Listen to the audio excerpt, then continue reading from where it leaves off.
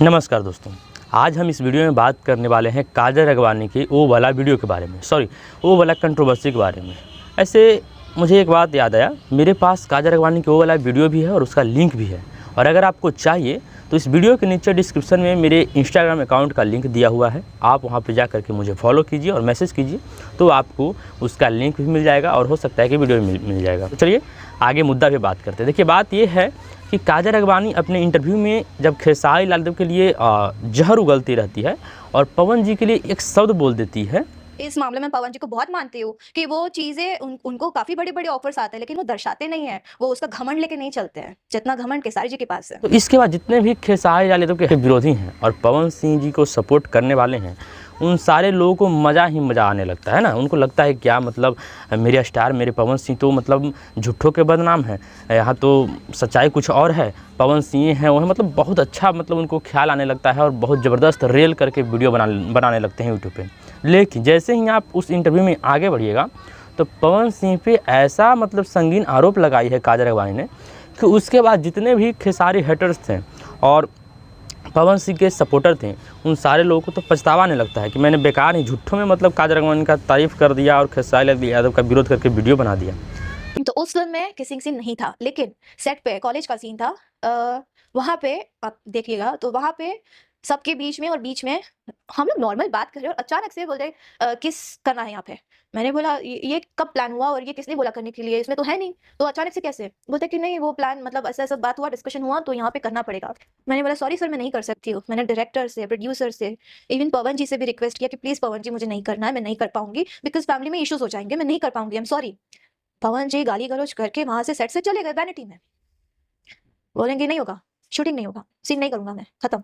तो इसमें से कुछ लोग ऐसे होते हैं जो मतलब चुपचाप कोना में दुबक करके बैठ जाते हैं, फिर कुछ बोलते नहीं हैं, है ना, कूड़ करके रह जाते हैं। और कुछ ऐसे लोग हैं जो हिम्मत धर करके फिर से एक वीडियो बनाते हैं और उसमें काजल राघवानी को ज़बरदस्त तरीक़ा से मतलब कि एक्सपोज कर देते हैं। उसके बाद उनका ये स्टेटमेंट कि मेरी बीवी से कोई रिश्ता नहीं है, मेरी बीवी मुझे कुत्तों की तरह ट्रीट करती है, मेरे बच्चे पैसों के लालची है, उन लोग को बस पैसा चाहिए, बाप नहीं चाहिए, बीवी को भी सिर्फ पैसा चाहिए, मतलब पति नहीं चाहिए। लेकिन यहाँ पे सरासर झूठ है। यहाँ पे काजल राघवानी ऑडियंस को, पब्लिक को चुतिया बनाने का प्रयास कर रही है। क्यों? क्योंकि जब काजल राघवानी खेसारी लाल यादव के साथ काम करती थी तो उस टाइम खेसारी लाल यादव का जो बच्ची है कृति यादव, बेटी, वो बहुत छोटी थी और बेटा समझिए कि और वो कितना छोटा होगा, है ना।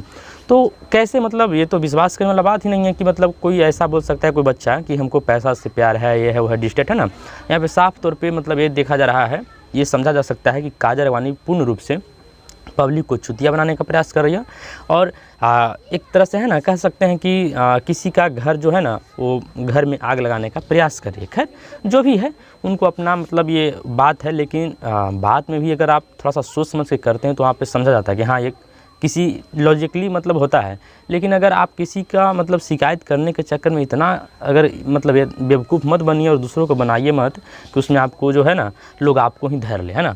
मुझे लगता है कि काजल राघवानी खेसारी लाल यादव का पोल नहीं खोल रही, बल्कि अपना वो खुद का पोल खुलवा रही है। खेसारी लाल यादव के बारे में तो बोलें सो बोलें, जितने भी मतलब टॉप के लेवल के भोजपुरी इंडस्ट्री में एक्टर हैं और हीरो हैं, उन लोगों के बारे में जो शिकायत की हैं उन लोगों को ज़्यादा काजल राघवानी से जलन होने लगा है, उनको नफरत होने लगा है। और वो बदले में क्या कर रहे हैं कि काजल राघवानी का मतलब कुछ उस तरह का सीन जो है वायरल करने में लगे हुए हैं। तो ये सब बात है, इन सब बातों को काजल राघवानी को सोचना चाहिए था। और काजल राघवानी कहती है कि जब खेसारी लाल यादव का अक्षरा सिंह से मतलब कि है ना प्यार टूट जाता है या फिर है ना कहते हैं वो सब बात, तो उसके बाद मैं खेसारी लाल यादव को प्यार करती हूँ, रिलेशन में आती हूँ। तो वहाँ पे रिपोर्टर पूछता है कि जब आपको मालूम है कि किसी और का इनका किसी और से पहले से चक्कर था, वो टूट चुका है, फिर मुझसे कर रही हैं तो दिक्कत नहीं होगा, या फिर वो शादीशुदा हो चुके हैं, तो बताती हैं कि मेरा एज ही उस टाइम 20-22 साल का था। मेरा वो एज जो था वो होता है ना 20-22 साल का एज क्या होता है। आप खुद सोचिए कि 20-22 साल का एज कैसा होता है। 20-22 साल में तो मतलब कोई मतलब है ना लड़का या फिर लड़की मतलब बहुत ज़्यादा समझदार हो जाते हैं, इन सब चीज़ों के मामले में नहीं पड़ते हैं, और अगर पढ़ते भी हैं तो सोच समझ करके है ना इतना तो समझदार ज़रूर होते हैं। तो 20-22 साल का तो मतलब ये नहीं कि बहुत बच्चा वाला ये उम्र है ना, बच्चा वाला उम्र। और अब तो खैर बहुत सारे जो बच्चे हैं वो अपना मतलब बहुत ही कम एज में सब बातें समझ चुके हैं, लेकिन फिर भी 20-22 साल जो एज है बहुत ज़्यादा है, और वो भी लड़की के लिए बहुत ज़्यादा एज है ना। तो इस तरह का बयान देती हैं। तो इस सारे मुद्दे पे मुझे लगता है कि काजल राघवानी कहीं ना कहीं मतलब कुछ चढ़ा करके भी बातें बोलने का प्रयास कर रही है और दिखाने का प्रयास कर रही है कि हम सती सावित्री हैं, लेकिन ऐसा बात बिल्कुल भी नहीं है। जितना अगर आरोप खेसारी लाल के ऊपर लगा रही है काजल राघवानी, उससे कहीं ज़्यादा काजल राघवानी पे भी आरोप लगता है। एक बात और कि काजल राघवानी का ये आरोप है खेसारी लाल के ऊपर कि जितने ही भोजपुरी इंडस्ट्री में वल्गैरिटी फैला है वो उसमें खेसारी लाल का बहुत बड़ा योगदान है। लेकिन यहाँ पे भी ये बहुत ज़्यादा ये झूठ बोलने का प्रयास करिए। क्यों झूठ बोल रही है? इनका झूठ इस तरह से आप पकड़ सकते हैं कि जितना अगर आरोप खेसारी लाल पे इस मामले में लगता है उससे कहीं ज़्यादा काजल राघवानी पे लगता है। क्यों? क्योंकि काजल राघवानी भी उस तरह का भोजपुरी इंडस्ट्री में सीन की है खेसारी लाल के साथ भी, और भी मतलब पवन सिंह, दिनेश लाल या फिर जिनके साथ ये काम किए हैं उन सब के साथ ऐसे मतलब सीन की है, उसको देख करके मतलब कोई भी शर्मा सकता है ना। तो इस तरह से तो भी भोजपुरी इंडस्ट्री बहुत ज़्यादा वल्गैरिटी फैला है और कहीं ना कहीं हीरोइन का भी मतलब बहुत बड़ा योगदान है। और एक बात और कि अगर आप उतना ही साफ़ सुथरा हैं, उतना ही अगर आप मतलब बहुत अच्छे कैरेक्टर वाले हैं, तो आपको अब क्यों ये बात समझ में आ रहा है ना। और ये जो बोलती है कि ये मुझको ये समझा दिया गया, वो समझा दिया गया, तो आप जो एज भी बता रहे हैं कि मुझे 20-22 साल का एज था तो उस टाइम नहीं समझ, ये बहुत ही ज़्यादा मतलब आप है ना, एक जो बोल रहे हैं कि खेसारी लाल पब्लिक को चुतिया बनाते हैं, ऐसे करते हैं वैसे करते हैं, तो आप पूर्ण रूप से पब्लिक को चुतिया बनाने का प्रयास कर रहे हैं।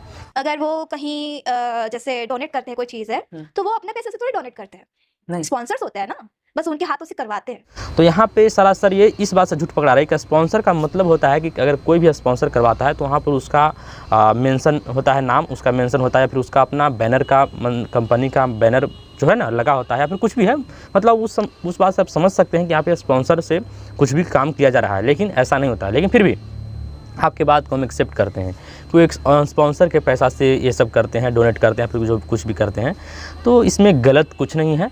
और अगर कोई इस तरह का काम कर रहा है, पब्लिक में मतलब दिखा रहा है, तो इससे कोई गलत मैसेज नहीं जा रहा है, बहुत अच्छा मैसेज जा रहा है। उनको देख करके 2-4 लोग, कोई छोटे बड़े लोग और भी सीखेंगे और सोचेंगे कि नहीं हमको भी इस तरह का काम करना चाहिए। तो ये बहुत अच्छा बात है, ये गलत बात नहीं है। ये आप जो हॉट सीन करते हैं, बहुत ही खतरनाक लेवल का आप लोग जो इंडस्ट्री में करते हैं, गंदगी मचाए हुए हैं, उससे कहीं अच्छा है। उस सबसे हमारे समाज में एक गंदगी फैलता है, भोजपुरी इंडस्ट्री में जो आप लोग है ना वल्गैरिटी फैलाते हैं, उससे कहीं अच्छा ये मैसेज खेसारी लाल पहुंचाने का काम करते हैं कि कहीं पे दान करते हैं और अगर मीडिया वालों को बुला करके दिखाते हैं उसको, मतलब है ना एक बड़े लेवल पे मतलब चर्चा बनाए रखने के लिए करते हैं, तो इसमें फिर भी कोई गलत बात नहीं है, बहुत अच्छा बात है। क्योंकि इससे कोई सीख सकता है और ऐसा करने का प्रयास करेगा तो इससे समाज में और बहुत ही बढ़िया मैसेज जाएगा। खैर, इन सब बातों पर आपकी राय क्या है कमेंट बॉक्स में ज़रूर बताइएगा।